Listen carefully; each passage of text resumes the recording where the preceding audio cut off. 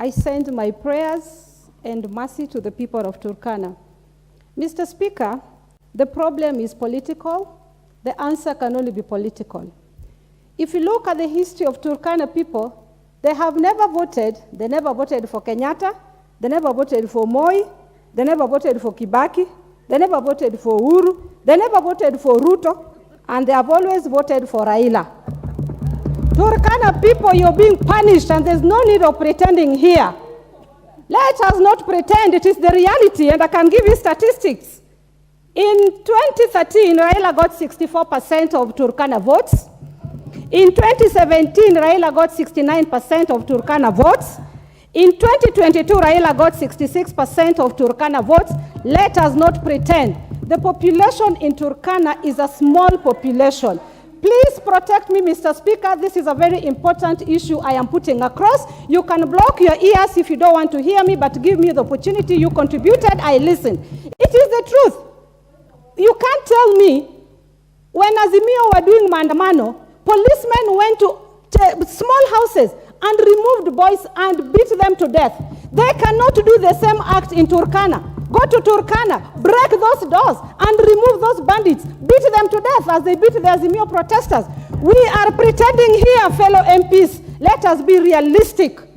There is no cure for this problem as long as Turkana people do not vote for these governments that have been in place.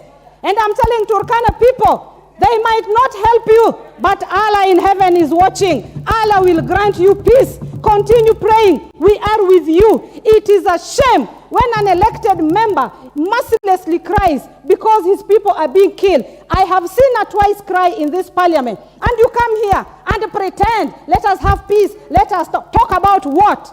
Turkana never voted for you, but they are Kenyans and they are paying tax.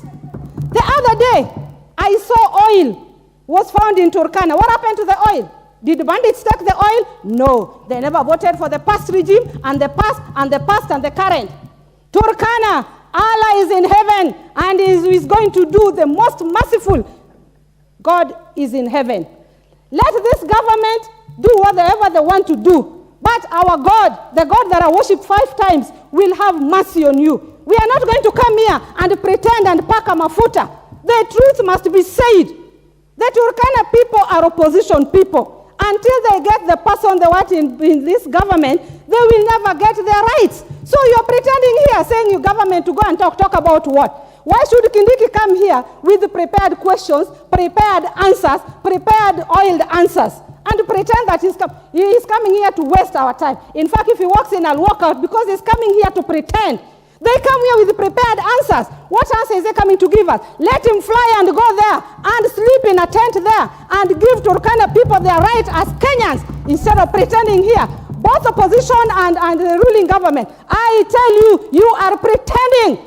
Give them their rights. They never voted for you. They will not vote for you as long as you don't do the right thing for them. Give them peace and they will vote for you. Election is coming 2027. If you want their votes, do the right thing to them, and maybe they will vote for you. But as long as their votes remain opposition, they will never get peace. But God in heaven do not need their votes. He only needs their prayers. And may Allah hear their prayers. May their answers be found. Dear fellow member of parliament, I am going down today to pray for you. They have ignored you for enough time, but God